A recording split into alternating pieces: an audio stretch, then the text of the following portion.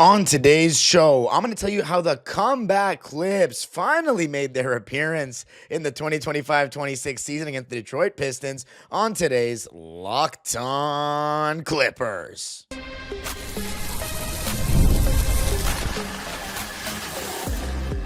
You are Locked On Clippers, your daily Los Angeles Clippers podcast, part of the Locked On Podcast Network, your team every day. Yes, sir. You were locking in with the Clips. Thank you for making Locked On Clippers the first listen of your day, your team every day. I'm your host, Darian Vaziri, born and raised in LA, been a Clipper fan for 21 years, been covering the team on my own YouTube channel, Dime Dropper, for 6 and 4 right here on the Locked On Podcast Network. Your team every day, and now the #1 sports podcast network. Make sure you subscribe and hit the notification bell to get us up to 8,000 subscribers on YouTube before the end of January. We are only 14 subscribers away. And of course, you can listen wherever you get your podcasts. And of course, this episode is actually not brought to you by anything. So we're going to be talking about the LA Clippers making the first comeback Clips appearance of this season, the performances of the individuals, in particular in this one, JC, who's been on an absolute tear lately, and then the stars and how they played, and along with the supporting cast, and just wrapping it up. But let's begin with the fact that we hadn't had a comeback win this season over 12 points. The largest deficit that we overcame to win a game was 12 points twice against the Portland Trailblazers, home and away. Now, this game against the Detroit Pistons was expected to be one of the toughest of the 3 games on this trip, although you can argue the Knicks game. But we got some news before the game that Cade Cunningham, Isaiah Stewart, Jalen Duren, and Tobias Harris, former Clipper Tobias Harris and a good Clipper, were all going to miss the game. So that essentially and immediately made it a must-win game. Must-win game. And we came out like a bunch of bozos. Not taking care of the ball. Kawhi was guarding Duncan Robinson, and he was just letting him come off screens freely with no real urgency to, run him off the line. We were down 20-5 in the beginning of the game. Duncan Robinson had 13 of the first 20. James Harden came out just going through the motions, getting blocked, turning the ball over. We had 6 turnovers in the first 5.5 minutes of the game. 6 turnovers in the first 5.5 minutes, and 14 in the first half of this one. So when we come out and play like that against a better team, it's not going to end up with us coming back and winning. And the Pistons are a good team, but they were missing so many key guys, in particular Cade and Jalen Duren. These guys are not the same team without those 2 guys. Let's be honest. So the fact that we were down 35-16 at one point was a little disgusting. And to make matters, to get even more into the nitty-gritty, we were down 14 points, I believe 84-70 in the fourth quarter with about 9 minutes to go. And we had cut it down to 4 in the beginning of the third quarter, but they got it back up to 14. So it was 84-70, and we called timeout with 9 minutes and 37 seconds left in the game. John Collins and Ivica Zubac immediately came in for Brook Lopez and Nico Batum. And I thought when they made that run to go up 84-70, because we came out and got punched in the mouth. We got outscored 28-14 in the first quarter. 14 points. Turned the ball over left and right because the Pistons' ball pressure was so good, and they obviously knew that Clippers don't like ball pressure. They're older. So guys like, Dennis Jenkins and even Duncan Robinson was getting into Chris Dunn when he was guarding him. Asar Thompson, of course. All these guys were putting really good ball pressure on our ball handlers, and they were causing us to turn the ball over, and we were just not making shots either, and Duncan Robinson got off on a heater. But in the second quarter, they completely cooled down, and we broke even 27-27, but we were going into the half down 14. As I said, we made that first punch in the beginning of the third, but then we got punched back, and it was a lot of turnovers again. So we're down by 14, and I think the game's over. But what we do is we make a run immediately. Kawhi Leonard had a nice layup with a beautiful lob pass from Chris Dunn. And then John Collins got a dunk off of a Kawhi Leonard steal, just being in the passing lanes.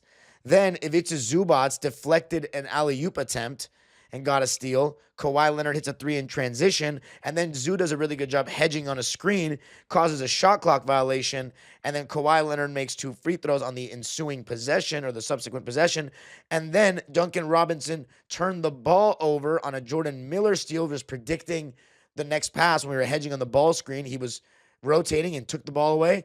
And then John Collins got the offensive rebound on Kawhi's missed 3, and Jordan Miller hit a 3. So an immediate 12-0 run in response to us going down 14 to make it a 2-point game. That showed a sign of resilience, especially with James Harden out of the game. So I think that we did a really good job of just never giving up. The comeback clips, they never say die, and this was a great example of that. And our stars took us home. In particular, James Harden, who had a really rough game. But I think with Kawhi Leonard out of the game, and Kawhi Leonard it was a little bit more similar to the Brooklyn game. Because remember, he played both halves of the back-to-back in this back-to-back, with the Brooklyn game being the first night and the Detroit game being the second. Kawhi did not play the whole second and fourth quarter.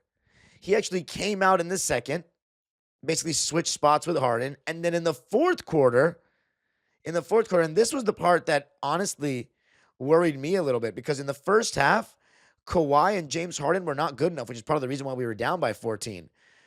I mean, we were shooting like trash, 38, 29, 75 splits, and we had 14 turnovers.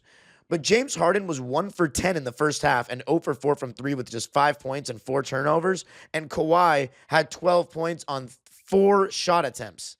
So he had to be a lot more aggressive, and he sat out over a third of the first half. He only played 15 minutes and 17 seconds. So he played less than James, Chris Dunn, and JC in that first half. So I figured in the second half, we're going to give him a lot of burn. And in the fourth quarter, we had a very interesting substitution pattern where after we made that run to make it 82-84, Kawhi Leonard gets subbed out for James Harden at the 7:21 mark of the fourth quarter. And I was very scared because he was the one leading that run forward. But James Harden, who did not have a very good defensive game either in that first half, got a big steal immediately right when play resumed.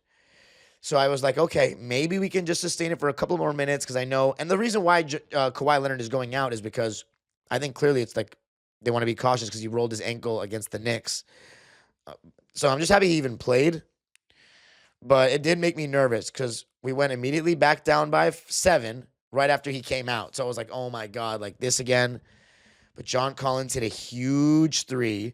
And then Paul Reed picked up a foul and then got a technical foul in which James Harden made the free throw and Ivica Zubac made 1 of 2 free throws. So immediately we had a 3-point possession. Well, actually, yeah, we had a 3-point possession, or a 2-point possession, I guess. 2-point possession. And shortly after, Kawhi Leonard came back in the game when we were down by 3. Actually, down by 1. No, yeah, it was down by 3. So down by 3, 3:09 to go. Kawhi Leonard comes back in. James Harden gets a huge and one. Huge and one. And then we take the lead after John Collins free throws with 2 minutes left. James Harden penetrates on the next possession and finds Ivica Zubac under the basket for a dunk, puts us up by 3, and then James gets a steal on Dennis Jenkins. So he made some really big plays in this game, and even Kawhi Leonard got his 4th steal of the game after that, when we were up by 3 and had to get a stop. And we saw us get a stop against the Warriors late in the game. We saw big stops in this one. So it was a never say die kind of win. And the takeaway really here is you're not always going to get pretty wins. You got to find a way to gut it out. And this team, even though we were playing like absolute ass to start the game and came out with no urgency, which is not going to work against better teams. A fully healthy Pistons team, that would not have flown against them. But you can make the argument that we underestimated them based on who they were missing. Regardless, that was not good process in the first half. But the important thing is we came back, we showed fight, and we closed the game. And the comeback clips we've yet to see this season, the comeback clips showed up in Detroit, went 2-1 on the road trip, and now we come home against the Charlotte Hornets with a lot of momentum, 15-23 on the season. Big win, outscoring the Pistons 30-16 in the fourth quarter, holding them to 16 points is what I love to see. And outscoring them 57-37 in the second half. So we will take that win. 98-92 is your final score. Our LA Clippers coming out with a dub. Coming up, though, going to be talking more individual performances, including the performance of our X Factor. I got to tell you a little something about FanDuel, America's #1 sportsbook. Fridays already feel different during basketball season, and FanDuel is making them even better. Every Friday night before the games tip off, FanDuel gives fans a new way to kick off the weekend with NBA Happy Hour. NBA Happy Hour is your official pregame, a limited time window where special offers drop right inside the FanDuel app before the action starts. Fridays from 6 to 7:30 Eastern have become appointment viewing with NBA Happy Hour. Opening the FanDuel app during Happy Hour always brings something new: boosts, bonuses, and surprises. It adds extra energy to Friday night basketball without overthinking it. So before tip-off, check the FanDuel app and see what's dropping during NBA Happy Hour every Friday from 6 to 7:30 p.m. Eastern. A little basketball, a little action, and a whole lot of Friday energy. That's NBA Happy Hour, only on FanDuel, the official sportsbook partner of the NBA.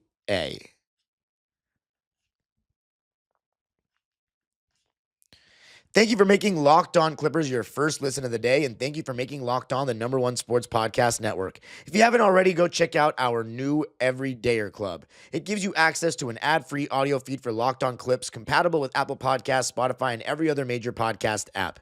And it also gives you an invite to the members-only Locked On Everydayer Club Discord server, which includes a group chat just for listeners of this show. All you got to do to find it is go to lockedonclippers.supercast.com. All right, ladies and gentlemen, the Clippers winning this one 98-92 after trailing by as many as 19 points in the game. Our biggest lead of the game was 6, which was the final score. We shot 43% from the field, which is not good, and they shot 40. Part of that was the Pistons' ball pressure, causing us a lot of problems, but we also just missed shots.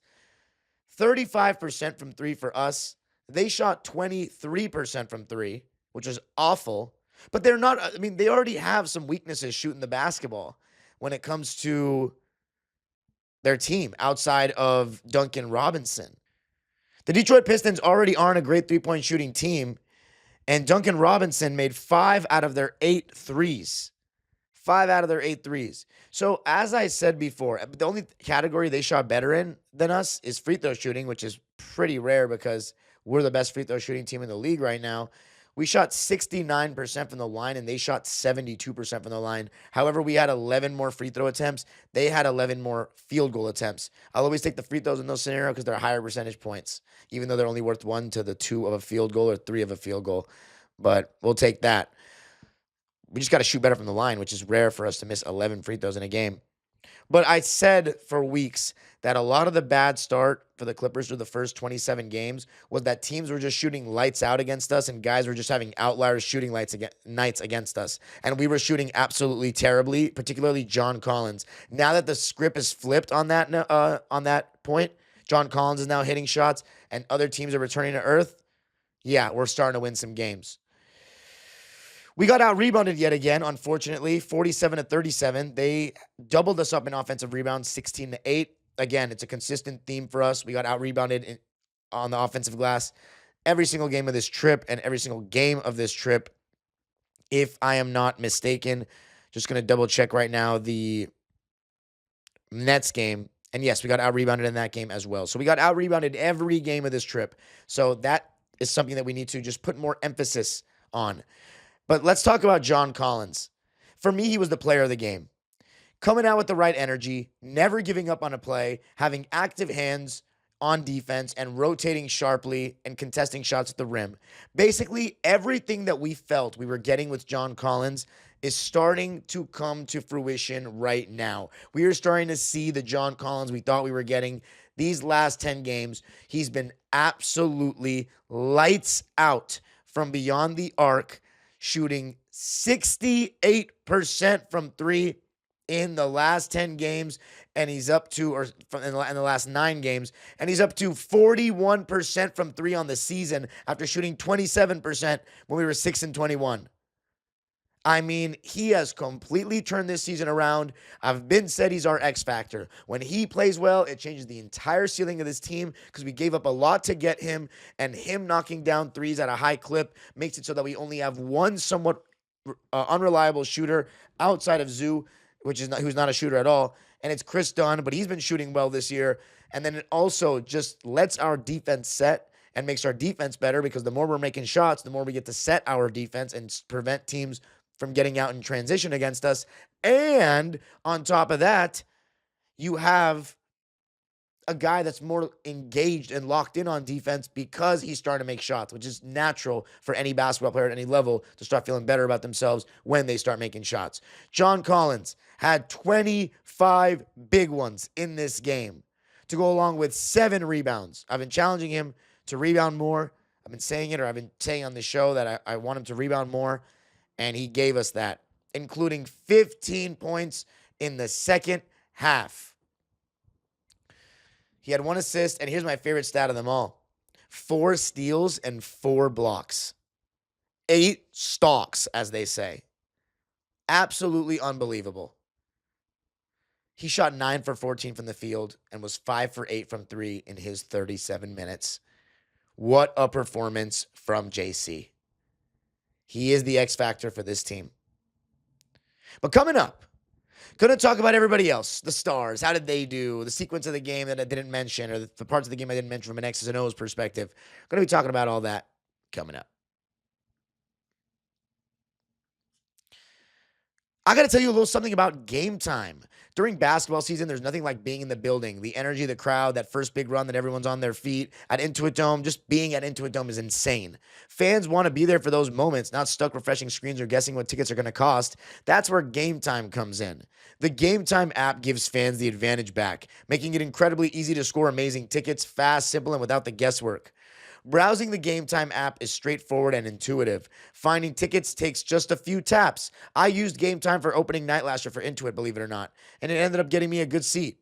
Features like zone deals help unlock great seats at even better value. Take the guesswork out of buying tickets with Game Time. Download the Game Time app, create an account, and use code LOCKEDONNBA. That's LOCKEDONNBA for $20 off your first purchase. Download the Game Time app today and get in on the action. All right. So the Clippers winning this one 98-92 at Little Caesars Arena. We go 2-1 on the road trip. We are 8-2 in our last 10 games. We are playing the best basketball of our season and trying to turn things around and get back into the mix for the play-in. And a lot of that starts with our stars.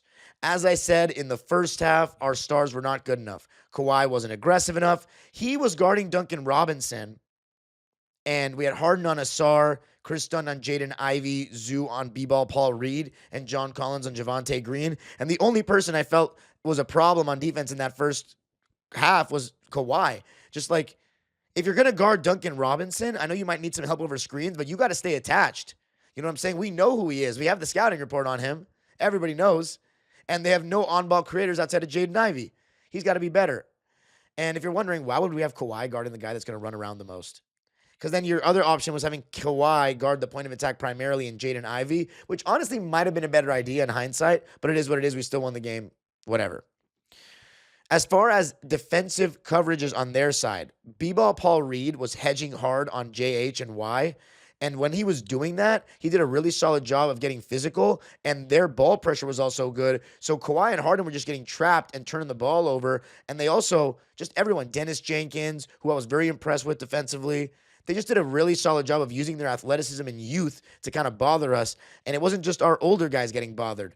Kobe Sanders had 3 turnovers. Jordan Miller had 2 turnovers. Kobe Sanders got pickpocketed just coming up the floor. So he needs to work on his handle a little bit. And then Chris Dunn had 2 turnovers. Zubats had 4 turnovers. JC has kept the turnovers down. He had 2, which is a little too much for him, maybe 1 too many, but he's overall the last 10 games, he has kept his turnovers down, which was a huge issue for him to start the season. But between our big guns, we had 12 turnovers. Kawhi Leonard 3, Zub 4, and Harden 5. Zubats with 4 is outrageous given how much he has the ball. That's way too much. But a lot of those were caused by B-ball Paul Reed. Now, before I go any further, I want to just mention a stat that will blow your mind. We turned the ball over 22 times and still won.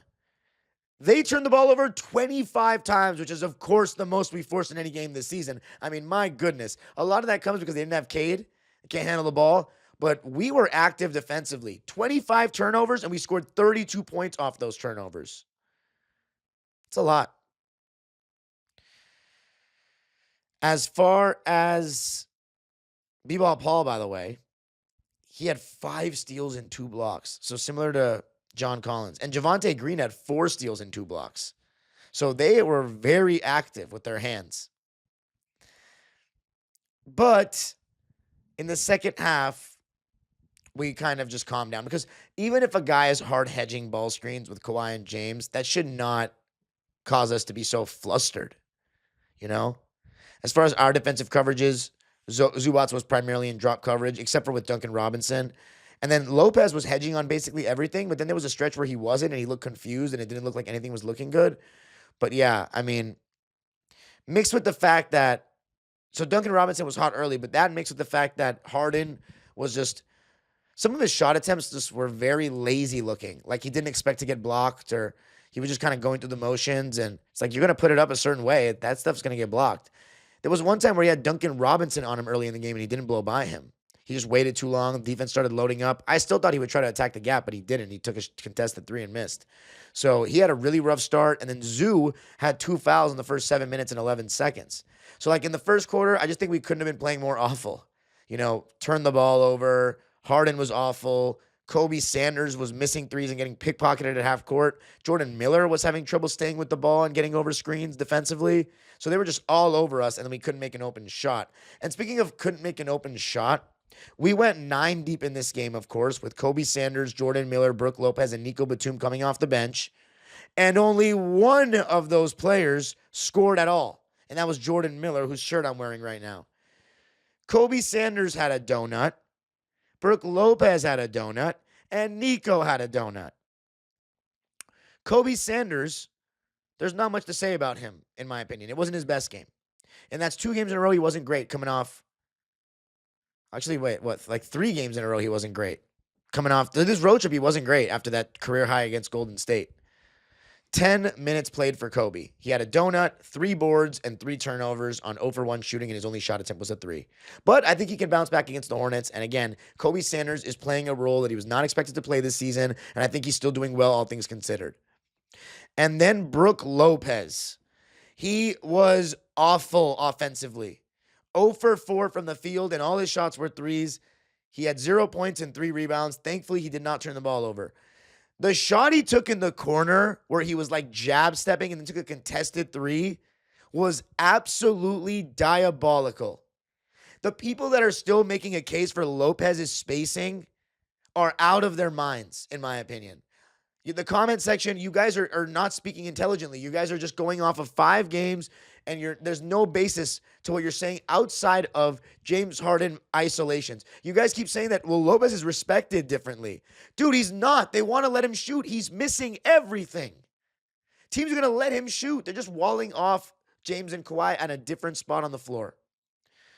It's wild to be making that take with Lopez. 0 for 4 from the field. All his shots were 3s, and he had a donut. And I love Lopez, by the way. Like, he was one of my favorite centers as a kid. It's just it's all coming from people who just don't like Zoo or don't like that archetype of center who's an inside player. But we undervalue him. In this game, he was better, but I'll talk about him in a second. Nico Batum had a donut and was very quiet. 1 rebound, didn't even get a shot up. 1 steal, no turnovers. He was very quiet. That's all I'll say in 14 minutes of play. Jordan Miller, though, I thought he was solid because we just need guys that can score. Defensively, he wasn't great, but we just need guys that can score. I think actually in the first half defensively, he wasn't very good, but in the second half, he bounced back well. 9 points, 1 rebound, 1 assist, 1 steal, 2 turnovers on 3 for 8 shooting, 1 for 3 from downtown, was 2 for 4 from the free throw line. So we'll take the points. And Jordan Miller in his last 2 games is averaging 15 points. So we'll take that. But he was the only bench scorer. Dennis Jenkins had more points than him by himself. You know, their bench completely outdid us, but of course, their regular bench is usually their starting lineup this game. Their leading scorer was Duncan Robinson with 20. So when that's going to be the case, if Duncan Robinson is your leading scorer, you're going to be fine. As far as our starters, they all played 31 or more minutes. Chris Dunn played the most minutes of anyone. He struggled in the first half a bit, bringing up the ball. He had 2 points, 1 board, 6 assists, which was the second highest on the team after Harden, 4 steals, 2 turnovers on 1 for 3 shooting, and missed his only 3-point attempt. Did not get to the free throw line. I thought it was an okay game for Chris. Okay. I mean, he still contributes defensively no matter what anyone says. We would not be the same team if we did not have Chris Dunn out there chasing. And 6 assists. I mean, he made some good plays. And then you have, I already talked about John Collins. He was excellent. The big 3. Better game for Zoo, especially offensively. I think he just got to take better care of the ball and making better reads when he's double teamed in the post. But he had some nice moves over B-Ball Paul in this game. 17 points, 6 rebounds. I think his rebounding has not been good enough since he came back besides that Warriors game. But 17 points, 6 rebounds, 1 assist, 1 steal, 2 blocks. So I thought his defensive rim protection was very solid. 2 straight games against MPJ and against Duncan Robinson coming out to the perimeter to hedge. So people always say Zoo is slow-footed. He's not good in anything besides drop coverage. He's showing a little bit more versatility these last 2 games. Solid game for Zoo. I just want him to rebound more because he shot well from the field, 6 for 9. But he was 5 for 8 from the foul line. James Harden, it was a rough first half, but all that matters is that we got the job done. So I think it was an okay game for him.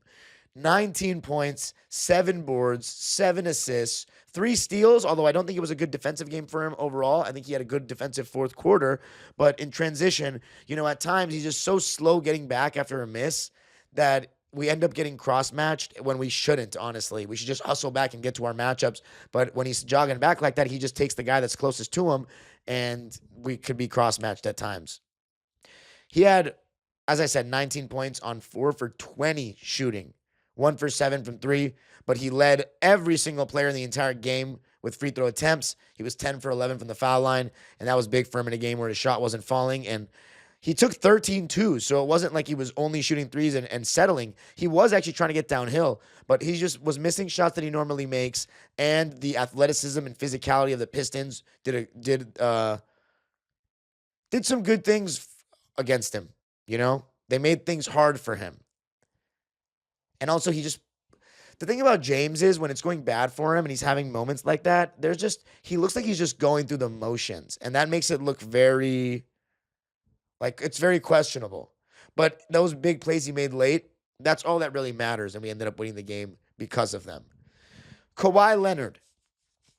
I think he could have been more aggressive. Of course, this is the team that he scored 55 points against. And how about the fact that we swept the number 1 seed in the East right now for the season? I think that's a great stat, even though this was a BS game. But Kawhi Leonard, 26 points. He has now scored, listen to this, 20-plus points in 20 straight games. The last game where he scored under 20 was against the Lakers when he was still on a minutes restriction in the NBA Cup, and it was his second game back. He has literally scored 20-plus points in every game since. It is amazing. Kawhi's playing some good ball right now. 26 points on 8 for 13 shooting, 4 for 7 from downtown. The weird thing was the 6 for 9 from the free throw line. That was very strange because he was, he had that free throw streak for a while where he wasn't really missing. But we'll take the 26 points on 8 for 13 shooting and 4 for 7 from downtown. My only problem is it's not enough shots. We want him around 20. But the minutes restriction or the limitations definitely were a part of that because he played only 31 minutes. He had 1 assist, 8 rebounds. So I love when he's doing the trench work like that. 8 rebounds, 1 assist, 4 steals, 3 turnovers. Solid game for Kawhi, but we definitely could get better. And I think we're going to get better against Charlotte. So very, very, very solid win. Just given, being down 35-16. But yeah, that's all I got for this one, ladies and gentlemen. You can follow me on Twitter and Instagram at DimeDropperPod. Subscribe to my own YouTube channel. By the way, they committed some really bad fouls late in the game that kind of gifted us the game to some degree as well. But you can follow me on Twitter and Instagram at DimeDropperPod. Subscribe to my own YouTube channel, Dime Dropper, for even more LA Clipper, LA Sports, and NBA content. And of course, I went live to talk about this game after it happened. And of course, Locked On Clips, 14 subscribers away from 8,000. Hit the subscribe button, hit the notification bell, and you can listen wherever you get your podcasts. Throw a comment in the comment section. And of course, sign up for the Everydayer Club. The age-old proverb continues, go Clippers.